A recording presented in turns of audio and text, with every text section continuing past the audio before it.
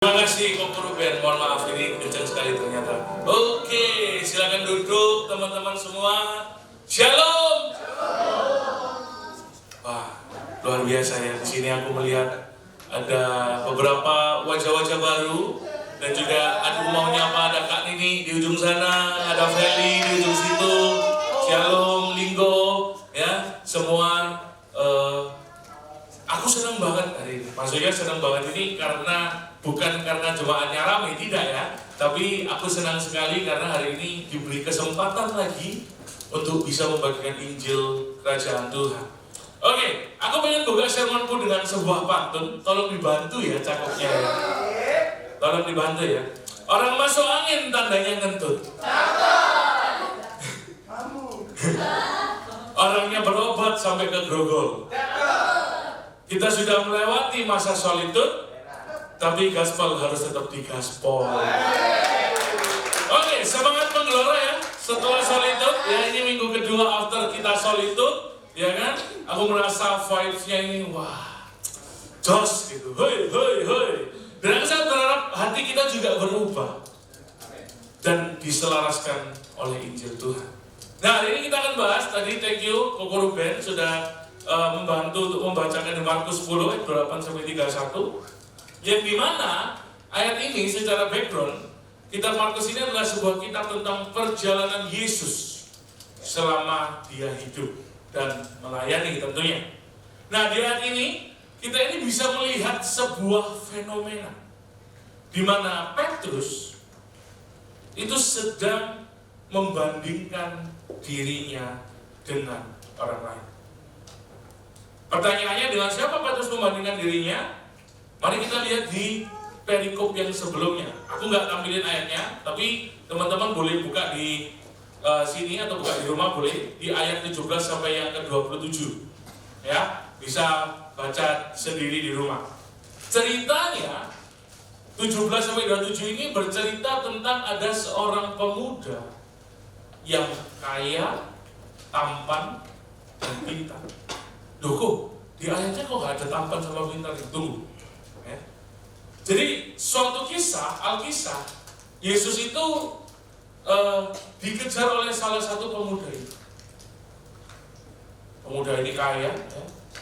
Karena apa? Karena dijelaskan di sana uangnya banyak, hartanya banyak. Kenapa kok bisa tampan? Karena biasanya kalau kaya itu skincare ya. Nggak mungkin burik kayak aku gini, gitu kan? Nah, karena dia kaya, mungkin dia tampan. Karena aku jarang melihat ada orang kaya yang nggak tampan, begitu. Ya. Nah, yang ketiga dia itu pintar. Kenapa kok bisa saya bilang dia itu pintar? Karena dia secara diksi pemilihan kata di ayat 17-27 ini menunjukkan bahwa dia ini adalah orang yang smart, orang yang pintar. Nah, tiba-tiba si pemuda kaya tampan dan pintar ini datang kepada Yesus, Guru, kira-kira bagaimana caranya untuk mendapatkan hidup yang kekal? Bagaimana caranya, Guru? Tapi di ayat 17-27 ini Yesus yang menarik tidak langsung menjawab, tapi dia bilang, kok kamu bilang saya ini guru yang baik gitu. Karena manusia ini gak ada yang baik. Yang baik hanya Allah saja. Nah, setelah itu baru Yesus ini menjawab. Nanti kita akan pelajari breakdown satu persatu. Cuman pada saat itu Yesus menjawab bahwa tentang ke-10 hukum Taurat bagaimana? Singkatnya seperti itu. Dan si pemuda ini menjawab, sudah dari muda, sudah dari masa muda aku mengapa. Nah, tapi kita stop sampai di sini. Ada dua kemungkinan yang sedang terjadi. Kemungkinan yang pertama adalah orang ini benar-benar rindu untuk masuk ke dalam kerajaan Allah. Dan yang kedua, bisa jadi dia itu ingin masuk ke dalam sebuah kehidupan yang kekal karena sesuatu hal.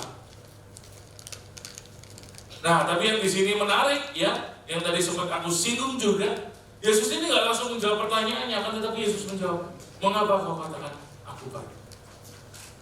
Tak seorang pun yang baik selain daripada Allah saja. Di sini Yesus ingin menyatakan bahwa semua manusia tidak ada yang dapat mencukupi kebaikan atau standar kebaikan Allah. Bayangin ya, pemuda ini kaya. Kalau kaya biasanya tampan. Dan dari diksinya orangnya juga pintar. Mungkin ya kalau orang kayak gini ada zaman sekarang nih, cewek itu pasti ngantri gak sih buat jadi pacarnya? Wah, udah kaya, ya, tampan, pintar. Ya. Tapi ternyata dengan semua hal baik yang ada di orang tersebut, itu tidak dapat menggapai standar moral kebaikan Allah. Di sini Alkitab mengajarkan kepada kita bahwa apapun yang kita punya sekarang tidak ada yang dipandang baik ke Allah. Nah, tapi yang luar biasanya lagi, orang kaya ini nggak cuma kaya, tampan dan pintar, tapi akhlaknya pun juga mulia. Ini dibuktikan ketika Yesus tanya kan tentang hukum Taurat. Dan orang ini berkata apa? Guru, semuanya itu telah kuturuti sejak masa muda. Orang ini menyampaikan bahwa dia sudah menuruti itu dari masa mudanya. Dia tidak membunuh, dia tidak berzina, dia menghormati orang tuanya. Nih bayangin ya, jujur aja ya, siapa yang sampai hari ini kalau kalian masih menyimpan kebaikan sama orang tua kalian, gak usah angkat tangan, gak apa-apa, gak usah. Angkat tangannya dalam hati aja. Jangan lupa, jangan. Nah, nih bayangin, siapa yang hari ini kalau kita mungkin gak se-ekstrim itu kok, gak kepahitan aku. Tapi bayangin siapa yang hari ini kalau disuruh nyapu sama ngepel masih sambat. Duh, mama ini becek no aja. Nah, siapa yang bisa masih kayak gitu? Nah, si orang ini tuh enggak, guys.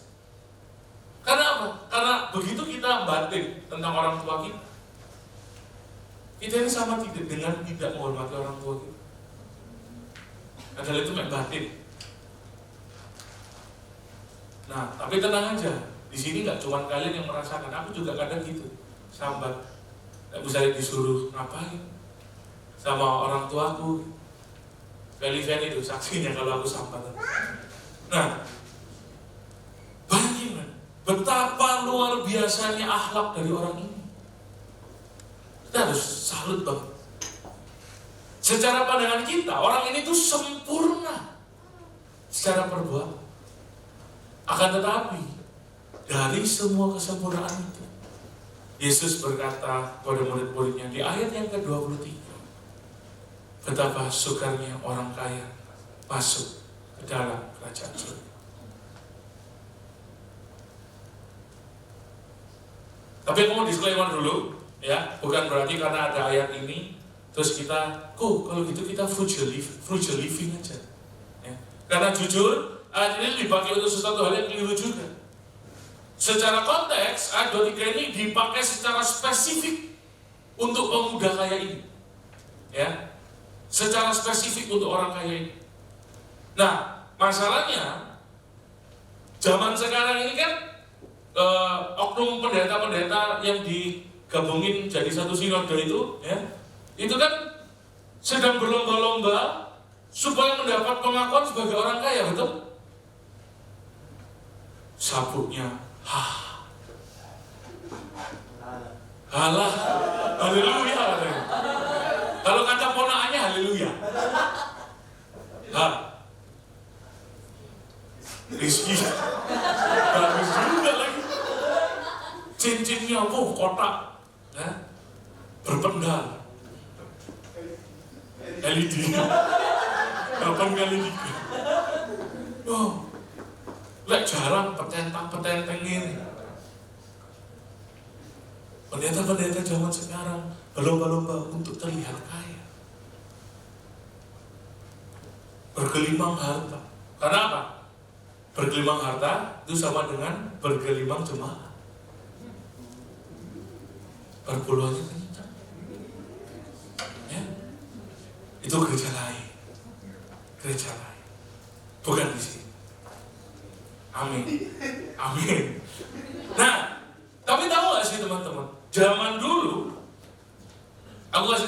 fact. Zaman dulu, semua pengikut Kristus ini berlomba-lomba untuk menjadi miskin. Frugal living.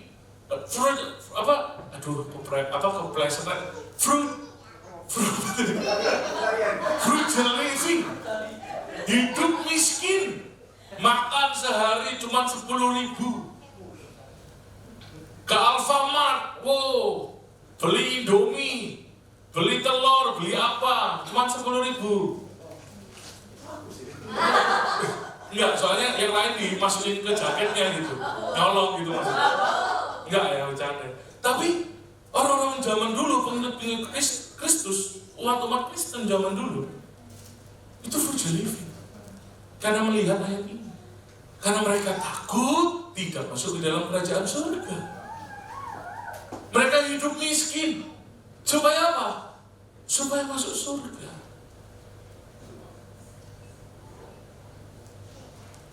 Istilahnya ya, kalau sekarang kan pendeta paling kaya paling dihormati, betul ya? Yang dulu kan paling miskin paling dihormati. Sak norek pendeta ini kurus kering, krempeng, welek, wis tak kei panganan. Aku hormat wis. Zaman dulu seperti itu. Nah itu sekilas fakta. Tapi kita balik lagi ke ini. Dan di sini aku bisa mengerti banget apa yang dirasakan oleh murid-murid Yesus, khususnya seorang Petrus.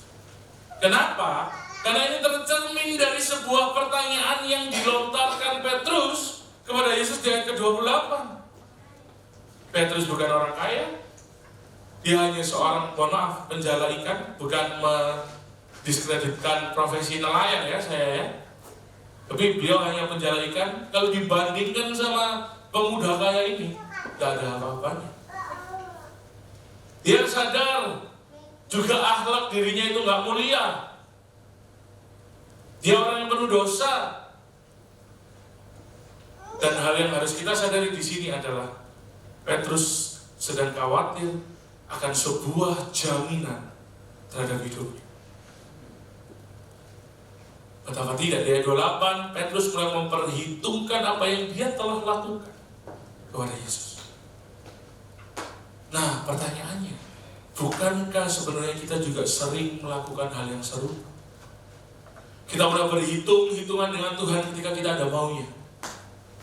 Oh Tuhan, aku mau PS5. Aku kan sudah pelayanan seumur hidupku. Kasihlah kita PS5. Apalagi kalau hal buruk terjadi, usahamu bangkrut, cateringmu kebakaran, mulai aku udah melayani dari Andre masih segini, sekarang sudah segini. Segini maksudnya. Aku sudah melayani sekian lama. Aku melayani dari Feni, mungkin masih segini, lebih kecil lagi gitu, atau Kayla lah. Tapi kok kenapa Tuhan? Nah, di sini yang akan kita bahas. Judul dari sermon kali ini adalah Lifetime Guarantee. Dan aku ada 2 poin hari ini, kita masuk. Poin pertama yaitu kegundahan. Berkatalah Petrus kepada Yesus, ini ayat core-nya ya. Kami ini telah meninggalkan segala sesuatu dan mengikut Engkau. Ada sebuah persamaan di antara orang kaya ini dengan Petrus. Ada yang tahu nggak kesamaannya apa? Ada? Ada yang tahu? Kesamaannya adalah kalau kita perhatikan Petrus dan pemuda yang kaya ini sama-sama memiliki fokus tentang apa yang mereka bisa lakukan untuk Tuhan.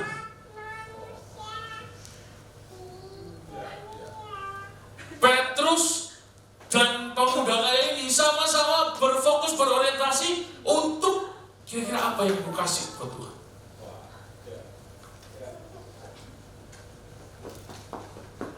Kita lihat bagaimana pemuda kaya itu menyampaikan kehebatannya, dia fleksimus di depan Yesus. Di dalam apa? Pemenuhan hukum Taurat, di dalam kekayaan. Dan coba kita lihat Petrus juga, di mana Petrus ini juga menyampaikan sesuatu, yaitu apa? Aku sudah meninggalkan semuanya bagimu. Padahal di sini Petrus lupa kalau sebenarnya yang mengajak Petrus untuk menjadi murid Yesus itu bukan Petrus, tapi itu dari Yesus. Yesuslah yang meminta Petrus untuk menjadi muridnya. Di sini Petrus lupa kalau sebenarnya yang mengajak Petrus untuk menjadi murid Yesus itu bukan karena apa yang dia punya, tapi Kristuslah yang memanggil Petrus untuk menjadi murid. Yang mendatangi Petrus saat di kapal siapa? Yesus. Yang menjadikan Petrus bisa melayani orang banyak siapa? Yesus. Karena hakikatnya Petrus dipilih untuk menjadi muridnya Tuhan, muridnya Yesus. Nah, sedangkan Petrus lupa bagaimana pertama kali responnya yang ditulis di Lukas 5 ayat 8. Ini dituliskan gini, ketika Simon Petrus melihat hal itu, ia pun tersungkur di depan Yesus dan berkata, Tuhan, pergilah daripadaku, karena aku ini seorang berdosa. Petrus lupa bahwa sebenarnya yang memberikan identitas Petrus dari penjala ikan menjadi penjala manusia adalah Yesus. Yesuslah yang pada saat itu merubah identitas. Nah, that's why inilah kita pentingnya kita tahu identitas kita. Jangan lupa Identity Crisis Camp, boleh di next. Nah, ini sudah kita masukin ya. 16 sampai 17 Desember di Trates Raya. Minggu depan, guys, hari ini pendaftaran terakhir untuk bisa pilih size baju ya. Pendaftaran ditutup hari Selasa. Intinya apa? Daftar dulu, pay later, ya. Dan juga saya juga nggak lupa untuk promosikan next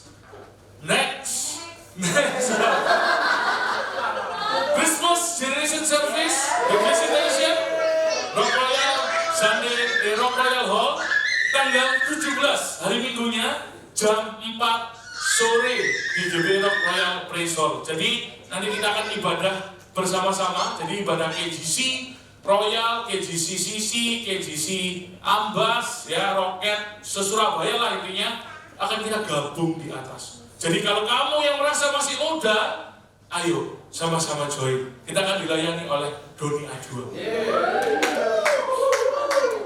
Ya, ini sekaligus mengingatkan ya, jangan lupa khotbahnya. Jangan lupa khotbahnya minggu ini minggu hektik soalnya.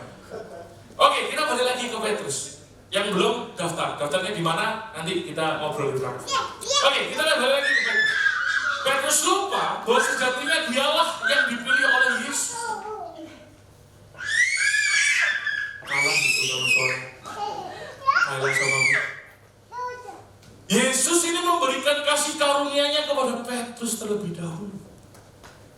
Tapi yang Petrus lakukan, malah dia mengedepankan apa yang dia telah lakukan, yaitu meninggalkan semua yang dimiliki.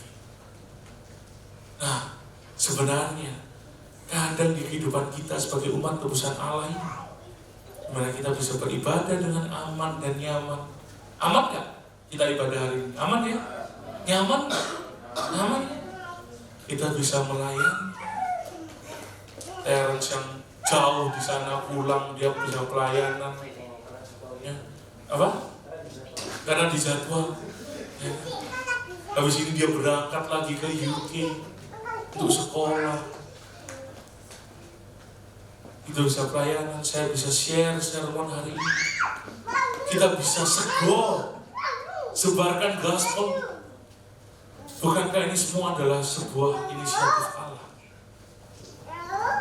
Kita sedang menikmati apa? Kasih karunia-Nya yang diberikan terlebih dahulu kepada kita. Akan tetapi ironisnya, masih banyak daripada kita yang melihat pelayanan, yang melihat ibadah, yang melihat sego, yang melihat penginjilan itu sebagai apa? Sebuah pengorbanan kita buat Tuhan. Bahkan sampai mungkin ada di antara kita yang menjadikan pelayanan ini itu untuk menuntut Tuhan melakukan sesuatu untuk hidup kita. pun sama seperti Petrus. Kita, jemaat Tuhan, GKJC, terkadang kita melihat ibadah, komsel, pelayanan, penginjilan, ini adalah sebuah apa? Kewajiban. Padahal sejatinya, semua yang kita lakukan di sini adalah sebuah hak yang dulunya kita tidak punya, tapi kita dapatkan. Kita bisa beribadah karena apa? Karena Tuhan sudah menyelamatkan kita. Dulunya kita nggak bisa beribadah, apalagi pelayanan. Pelayanan itu hanya miliknya kaum Lewi, kayak Hizkia, bapaknya pendeta, dirinya pendeta, untuk kaum Lewi, untuk hal yang eksklusif, untuk bisa melayani Tuhan. Sekarang siapapun bisa melayani Tuhan, bahkan di dalam kehidupan kalian. Hidupmu kan juga pelayanan, jangan lupa. Kamu bisa pelayanan di marketplace, kamu bisa pelayanan di tempat kerjamu sebagai pegawai swasta, kamu bisa jadi wirausahawan, kamu bisa jadi dokter ketika kamu praktek, kamu bisa jadi politisi, kamu bisa jadi apapun, dan kamu melayani Tuhan di setiap aspek kehidupan. Bagaimana kita bisa beribadah ketika kita tidak layak untuk masuk ke dalam bait Allah? Bagaimana kita disebut anak Allah kalau sejatinya kita ini adalah musuh Allah? Akan tetapi kabar baiknya, karena pengorbanan Kristus, kita yang dulunya musuh Allah dipanggil menjadi anak Allah. Kita yang tidak layak melayani Allah, malah justru kita sendiri yang dilayani oleh Allah. Allah sendiri yang turun melayani kita. Bukankah tidak ada hal yang lebih baik daripada itu? Nah, that's why ketika kita dipilih, yang kayak lagu tadi, kita dipilih, ya, kita harus mengerti bahwa fokus kita itu bukan lagi tentang apa yang bisa kita lakukan untuk Tuhan. Fokus kita bukan tentang apa lagi yang kita bisa berikan buat Tuhan, tapi fokus kita adalah betapa Tuhan sudah memberikan semuanya untuk kehidupan kita. Cuma sometimes kita ini gak sadar betapa banyaknya dan mahalnya pemberian Tuhan. Kita gak sadar. Dan menganggap, aku pernah ditanya oleh salah satu orang, kok hidup bahagia itu definisinya seperti apa? Kita sekarang ya, bisa bernafas. Mules gak kalian? Ada yang mules gak? Gak ada kan? Gak ada yang mules kan? Enak kan perut kalian? Gigi kalian ada yang sakit gak? Ada. Nah, gak tahu kan kenapa ikut komsel? Gigi kalian, ya kecuali David doyan ya giginya ya. Tapi ada yang dirinya hari ini merasa sakit? Gak ada ya? Sakit hati? Diinginkan juga boleh? Kalau kita bisa hidup, bernafas normal, perut gak mules, gigi gak sakit, bukankah itu juga merupakan sebuah penyertaan Tuhan? Dan hidup bahagia, kita kadang gak sadar. Karena kita merasa, oh kita bernafas, oh itu udah biasa. Kita nafas itu udah biasa. Padahal kita tahu, kita harus tahu, kita bisa bernafas. Ini karena penyertaan Tuhan. God's providence and provision. Kita bisa menikmati, oh dingin banget hari ini. Camp kita minggu depan, aku lihat forecast camp pas tanggal kita camp itu 21 derajat nanti forecastnya. Enak. Ini adalah rasa yang kita sebenarnya nggak pernah pikirkan, bukan? Bahwa ini adalah berkat Tuhan. Dan kita nggak sadar bahwa ini tuh mahal. Apalagi keselamatan kita nggak sadar. Kadang kita nggak sadar. Mulai hari ini ayo kita sadar. Karena apa? Karena kita akan masuk ke poin yang kedua. yaitu upah dari Allah. Aku langsung ambil judulnya dari perikop. Jawab Yesus, ini ayat 29-30. Jawab Yesus, aku berkata kepadamu, sesungguhnya setiap orang yang karena aku dan karena Injil meninggalkan rumahnya, saudaranya laki-laki atau saudaranya perempuan, ibunya atau bapaknya, anak-anaknya atau ladangnya, orang itu sekarang pada masa ini juga akan menerima kembali 100 kali lipat. Rumah, saudara laki-laki, saudara perempuan, ibu, anak, dan ladang. Sekalipun disertai berbagai penganiayaan. Dan pada zaman yang akan datang, ia akan menerima hidup yang kekal. Nah, ini bukankah tipikal-tipikal ayat yang kita suka? Ya, dikembalikan 100 kali lipat. Itu persembahan 100.000 jadi 10 juta. Ada amin? Banyak ya. Tak kira aminnya lagi kampanye soalnya. Gak dong ya. Amin, amin. Memang banyak yang gak ngedong sama amin. Nah, di ayat ini jelas dikatakan bahwa siapapun yang meninggalkan semuanya demi Kristus dan Injil akan mendapatkan 100 kali lipat. Dan kalian lihat ini, semua aspek dalam kehidupan kita terpenuhi. Ya, ada rumah, menandakan rumah itu kebutuhan kita. Ya, ada saudara laki-laki, perempuan, ibu, anak. Ini rasa untuk kita supaya bisa dicintai. Dan ada ladang, representatif apa? Uang. Happy. Kalau dengar gini-gini happy kita biasanya. Nah, tapi mohon maaf nih, tentu Tuhan Yesus tidak secara harfiah mengatakan kalau ikut Yesus kita jadi kaya raya. Ada orang yang mungkin baru ikut Yesus tiba-tiba jatuh miskin. Kurang lebih ya banyak-banyaknya ditipu sama pendeta. Gitu. Oknum pendeta, mama. Oknum. Nah, tapi tadi kata Ko Andre kan bukan harfiah. Terus bagaimana berkat Tuhan ini nyata? Nah, berkat Tuhan ini juga bisa dinyatakan melalui apa? Komunitas. Aku ini putra pertama, anak pertama, teman-teman. Ya, putra pertama, anak pertama. Aku punya adik 2, namanya Feli sama Feni. Ya, adik sepupu, ada Fani sama ada Vena. Venanya nggak ada hari ini ya. Nah, seumur hidup, aku ini nggak pernah merasakan yang punyanya aku ini selama seumur hidup tidak pernah merasa punya kakak. Betul dong. Aku anak pertama, cowok lagi. Aku tidak pernah merasa punya kakak perempuan, kakak laki-laki.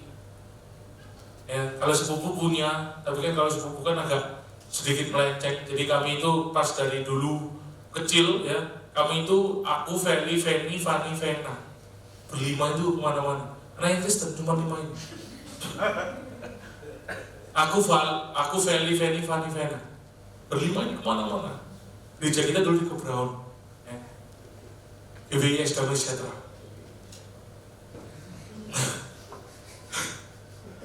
Nah, tapi sekarang melalui komunitas, Tuhan itu memberikan aku kakak-kakak yang luar biasa, yang mendidik aku.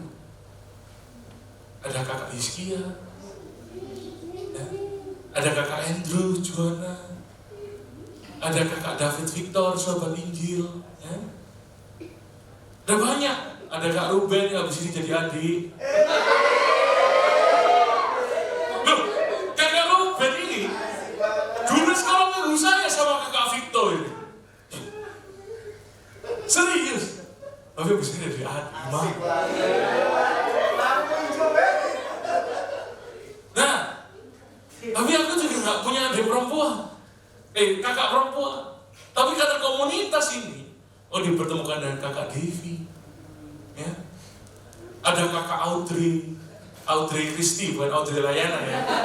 Kalau ini adik saya, ada Audrey Christy. Yang juga apa? Yang juga sama-sama menumbuhkan imanku dan menegurku. Nah, ketika kita mengikut Yesus, inilah berkat yang mengiring kita secara spesifik. Bukankah merupakan sebuah keindahan ketika kita secara bersama-sama berjalan menuju pertumbuhan di dalam Kristus? Tapi gak cuma sampai di sana. Aku juga gak pernah punya adik cowok, ya, gak pernah punya, karena adikku cewek semua. Nah sekarang banyak, ada Deka. Belum, masih kakak tadi, menuju.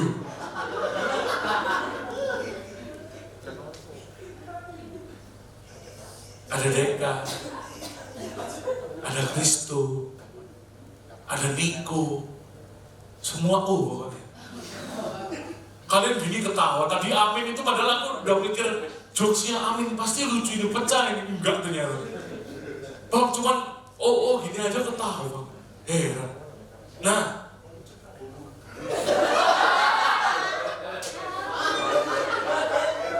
gemoy, yang lucu Pak Prabowo, lucu banget.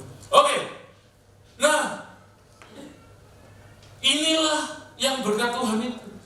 Dan ini adalah bukti bahwa ladangku ini diekspan. Ladangku ini diperluas. Aku jujur ya, aku ini sangat bersyukur dari 2008 aku masuk GBI Rock. Aku tertanam di gereja ini. Melewati masa rame sekali, sepi, sangat sepi. Fase-fase GBI Rock. Aku sangat berterima kasih. Karena apa? Ladangnya diperluas. Coba bayangin, kalau seandainya aku tidak masuk di dalam Tuhan, ya, dari aku masih kecil. Aku Kristen pasti KSG. Tribute to almarhum maminya Fanny yang membawa saya masuk ke dalam kerajaan Allah. Coba bayangin, aku itu bayangin aja sih. Seandainya aku tumbuh, dibesarkan di luar Kristus, bagaimana jadinya diriku? Tumbuh di dalam aja masih sering jatuh, apalagi di luar. Jadi kalau teman-teman bilang, rasanya aku ini kok ikut Yesus gak ada perubahan ya, hei, tak kasih tahu. Kamu di dalam aja gak ada perubahan, apalagi di luar. Yang ada jatuh, hilang. Nah, tapi ketika saya merenungkan ayat ini, sebenarnya yang Yesus ingin katakan kayak gini. Jangan khawatir tentang hidupmu. Aku berdaulat. All you need is me. Di sini Yesus ini sedang memberikan sebuah jaminan akan kebutuhan kita. Akan tetapi pertanyaan terbesarnya adalah, apakah kita butuh Yesus? Aku tahu mungkin statementku yang barusan ini cukup kontroversial ya. But let me explain. Pemain musik boleh.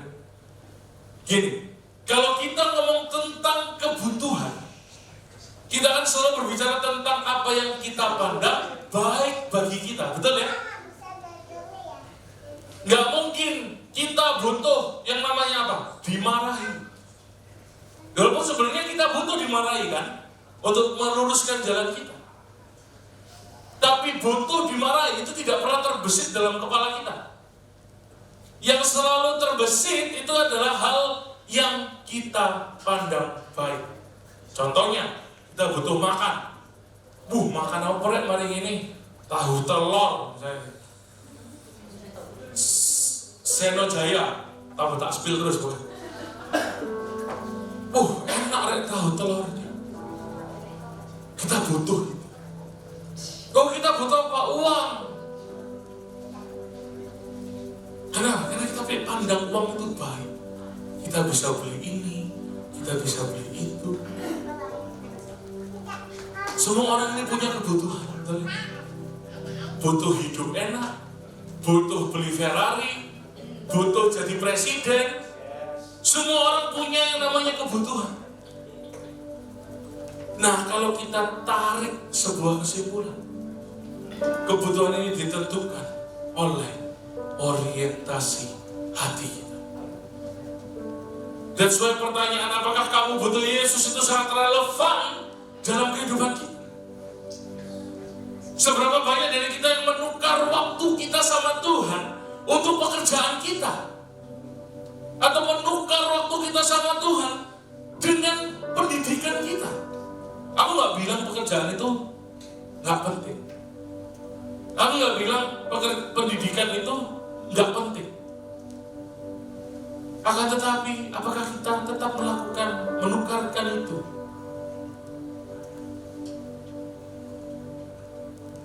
dengan waktu kita sama Tuhan? Atau mungkin seberapa banyak kita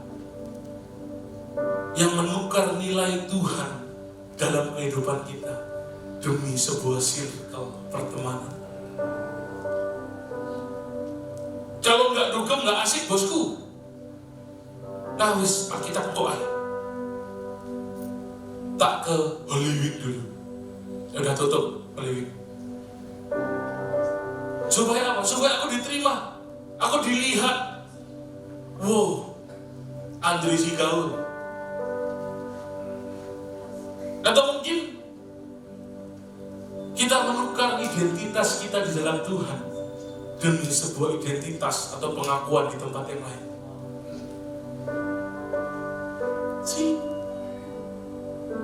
Aku gak bisa pungkiri teman-teman, bahwa menjadi pengikut Yesus itu butuh pengorbanan. Pun aku juga berpikir sebenarnya Injil ini sebenarnya cukup banyak menuntut, betul ya? Tapi dengar ini, dari semua sermonku hari ini, kalian boleh gak dengerin, tapi yang ini kalian harus dengerin, karena ini adalah bagian terpenting dari seluruh sermonku hari ini, kecuali ayat yang tadi. Allah itu memang menuntut segalanya, akan tetapi kita telah menerima lebih daripada segalanya. Melalui lensa Injil, hidup kita ini terjamin adanya itu bukan karena isi dompet atau rekening kita. Ini juga bukan karena ketenaran kita, bukan karena perbuatan baik kita, melainkan terdapat satu pribadi yang menjamin kehidupan kita dengan menukarkan hidupnya, yaitu Yesus Kristus. Injil tidak membuat hidup kita berkelimpahan. Injil tidak membuat hidup kita lolos dari teror. Injil tidak membuat hidup kita aman di dalam caci maki. Akan tetapi Injil mengingatkan kita kepada siapa hidup kita dijamin. Dan Injil mengingatkan kita oleh karena siapa hidup kita dijamin. Oleh karena itu fokus kita sekali lagi seharusnya bukan apa yang dapat kita berikan, akan tetapi fokus kita beralih pada apa yang Tuhan telah berikan. Nah yang menarik, aku selesai. Kita lihat di ayat selanjutnya, bagaimana Yesus berkata, tetapi banyak orang yang terdahulu, ini ayat yang 31, akan menjadi yang terakhir, dan yang terakhir akan menjadi orang terdahulu. Secara arti dari ayat ini, yang terdahulu itu maksudnya adalah orang-orang yang berada di barisan paling depan, atau yang berada di dalam strata atau piramida kehidupan yang paling atas. Petinggi, pemimpin, pendeta, orang kaya, orang pintar, dan lain sebagainya. Sedangkan orang yang terakhir di sini maksudnya apa? Orang miskin, orang bodoh, babu, jongos, penjahat. Dari sini Alkitab mengajarkan pada kita bahwa Yesus itu tidak melihat statusmu. Yesus tidak melihat uangmu berapa. Dan Yesus lihat hanya apa? Iman, hati. Kenapa? Karena perkataan Yesus ini langsung dibuktikan Bagaimana pemuda kaya itu tadi ketika dia datang kepada Yesus, walaupun akhlaknya mulia, hartanya banyak, tapi tidak menjamin dia masuk ke dalam kerajaan surga. Tapi ingat nggak? Ini ketika aku jadi setiap kali saya buat firman, saya itu selalu telepon sama puisi atau kita bahas di Gospel Body, pemuritan kami Pembesta. Gue kasih, aku tebak-tebakan kayak gini, tapi ini tebak-tebakannya nggak lucu ya. Kira-kira siapa? Ada ingat nggak? Ada seseorang yang menerima keselamatan, walaupun dia adalah seorang pendosa yang berat. Ada yang ingat? Siapa? Penjahat yang berada di sebelah kiri, sebelah kanan Kristus. Kan TV-nya di situ ya, sebelah sini.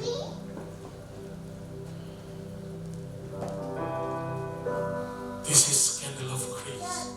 Ketika aku pertama nyebutnya Paulus. Kata gue sih ya, Paulus salah satunya, tapi ini lebih parah.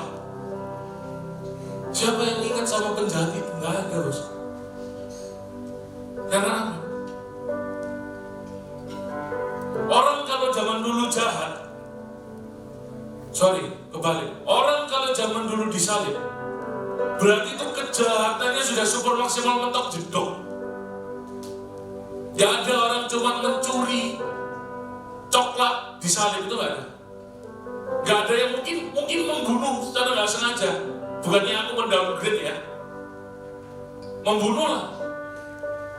Disalib nggak ada. Salib itu lambang kehinaan. Salib itu hina sekali. Karena apa? Yang disalib itu cuma model-model teroris kelas kakap.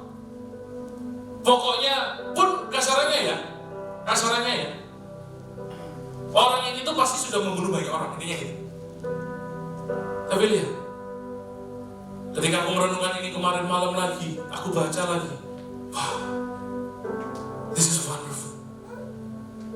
Bagaimana bisa seorang kriminal ulung dengan hanya memodali dirinya atau bermodalkan kepercayaannya kepada Kristus, dia bisa masuk ke dalam kerajaan surga.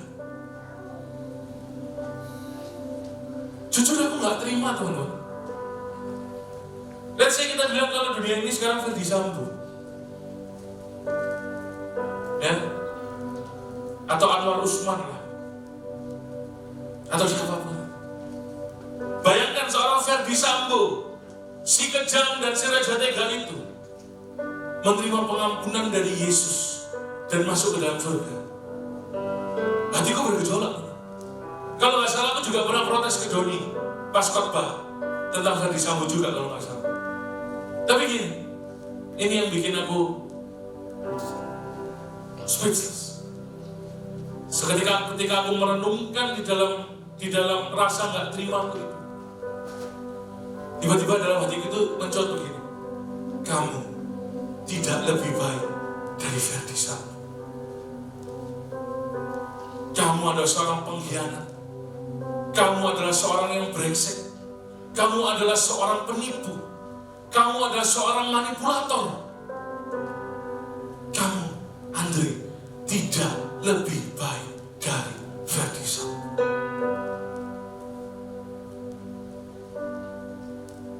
Dari sini kita melihat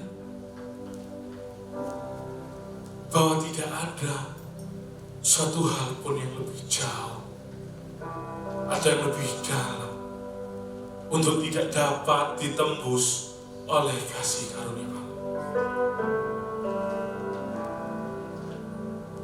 Mau seberapa buruk hidup, mau seberapa hancur hidup, Tuhan mati buat kalian. Dari sini aplikasinya adalah ketika kita dijahatin sama orang lain, ingat, hidup kita juga gak sebaik itu. Kita ini pendosa yang membimbing pendosa lain. Tapi hanya karena Kristus diselamatkan. Apapun dosa, sejauh apapun hubunganmu sekarang sama Tuhan. Bukankah ini yang paling indah dalam kehidupan kita? Inilah Injil. Inilah kabar baik. Ketika kita bangun pagi hari, kita tanya, Tuhan, siapa seorang Andri ini? Kok bisa kau tebus? Brengsek loh saya ini Tuhan. Tapi kenapa kau tebus?